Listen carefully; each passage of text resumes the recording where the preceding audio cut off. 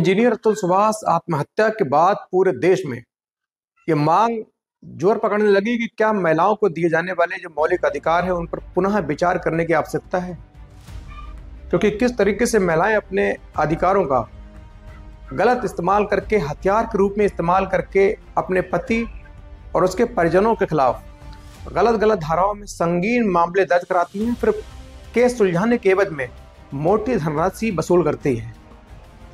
Engineer Atul Subhash ने 80 minute का video, आत्महत्या से पहले 80 मिनट का पूरा वीडियो शूट करके अपने दिल की पूरी बात कही। उन्होंने बताया कि मैं सिस्टम से हार चुका हूं, न्यायिक प्रक्रिया से मेरा भरोसा उठ चुका है, मैं झूठे आरोप, झूठे मुकदमे, मानसिक तौर पर उत्पीड़न, अपने परिवार का जो दुख है अब मैं और नहीं झेल सकता, मैं पूरी तरीके से टूट चुका हूँ।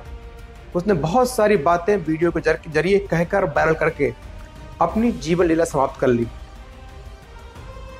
उसके बाद पूरे देश में ये मांग जोर पकड़ी कि महिलाओं को दिए जाने वाले जो अधिकार हैं उन पर पुनः विचार करने की आवश्यकता है। और इंजीनियर अतुल सुभाष ये अकेले इकलौते ऐसे व्यक्ति नहीं है।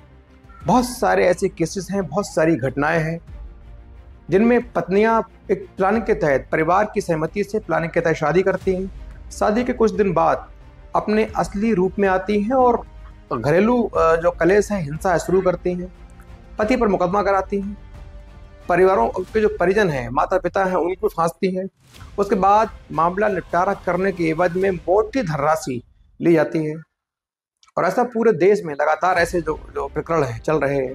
ताज़ा मामला भारत के राजस्थान के शहर जयपुर का है।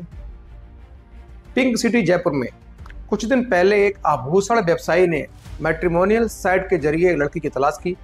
पहले से उनकी पत्नी खत्म हो चुकी थी, 2 बच्चे थे, माता पिता थे। उनको लग रहा था घर में बहुत सारा पैसा है, तमाम दूसरी सहूलतें हैं, फैसिलिटीज़ हैं, लेकिन पत्नी नहीं है जो अपने माता पिता की सेवा कर सके, उनके बच्चों को भी, बच्चों की क्या कर सके। इसीलिए उन्होंने मैट्रिमोनियल साइट पर अपनी प्रोफाइल रजिस्टर्ड की और उनकी जो तलाश है वो सीमा जायसवाल उर्फ निकी, देहरादून निवासी एक खूबसूरत लड़की, इस वक्त अपनी टीवी जो आपकी स्क्रीन है उस पर देख रहे होंगे, इस मासूम से खूबसूरत लड़की के रूप में उनकी जो तलाश है पूरी होती है। अब दोनों के मुलाकात होती है। सीमा ने उर्फ निकी ने बहुत सादगी से एक दूसरे गरीब घर में अपने को गरीब दिखाकर कहा कि मैं आपके चरणों तले रहूंगी, आपके बच्चे पालूंगी, माता पिता के पैर धोकर पीती रहूंगी। इस युवक को लगा कि ये महिला शायद मेरे जीवन के लिए बिल्कुल परफेक्ट है। बहुत जल्द दोनों के परिवारों की रजामंदी से शादी हुई। शादी करके ये दुल्हन है घर आती है।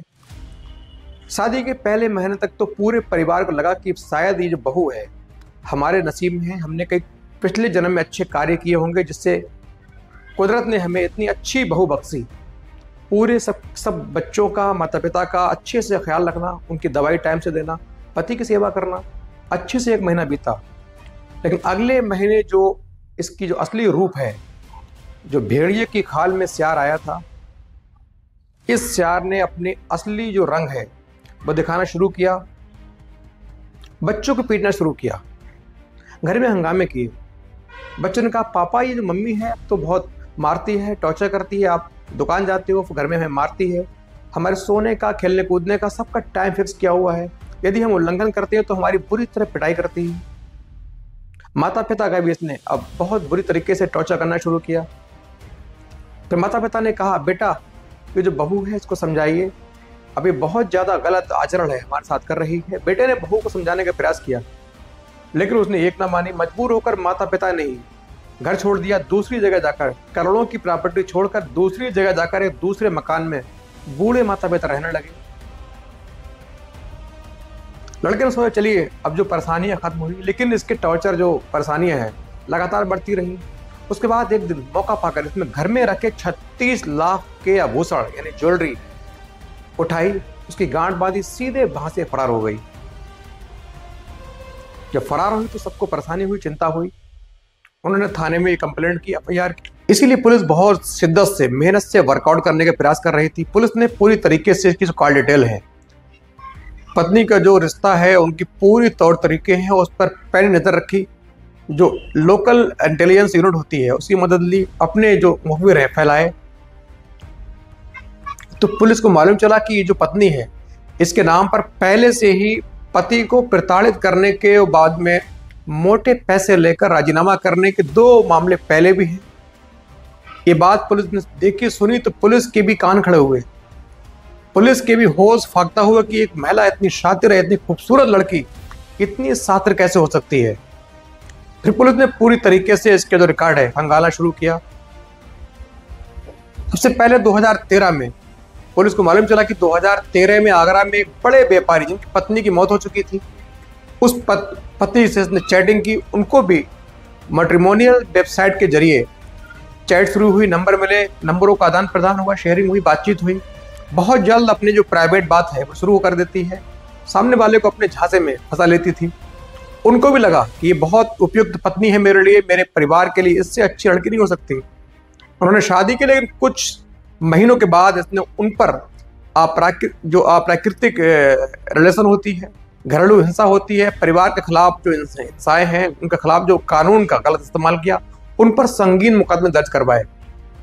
चूंकि मामला एक बड़े प्रतिष्ठित आगरा के प्रतिष्ठित व्यापारी का था, उन्होंने अपनी इज्जत बचाने के लिए पूरे 75 लाख रुपए में इससे समझौता किया, कंप्रोमाइज किया। उसके बाद सीधे उत्तराखंड अपने घर आ गई।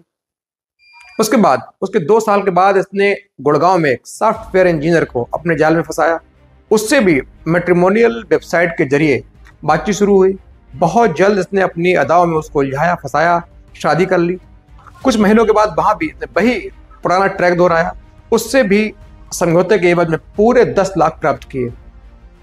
अपने घर आई और एक बार फिर उसी ट्रैक पर वहीं यानी मैट्रिमोनियल साइट पर पहुंची, नए जो शिकार की तलाश करने लगी।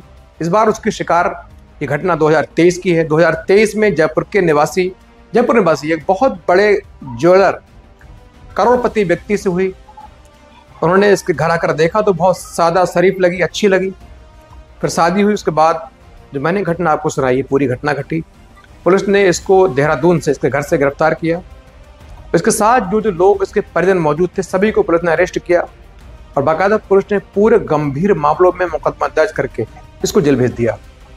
लेकिन बहुत बड़ा सवाल ये है कि इस तरीके से यदि शादियां होंगी तो एक और जो सही लोग हैं उन पर लोगों से भरोसा उठ जाएगा।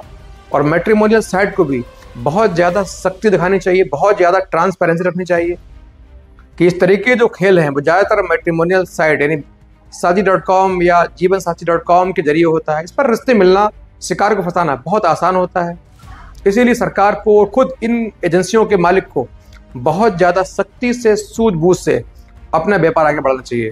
तो वीडियो कैसा लगा आप कमेंट करके जरूर बताएं। अच्छा लगा हो तो लाइक और सब्सक्राइब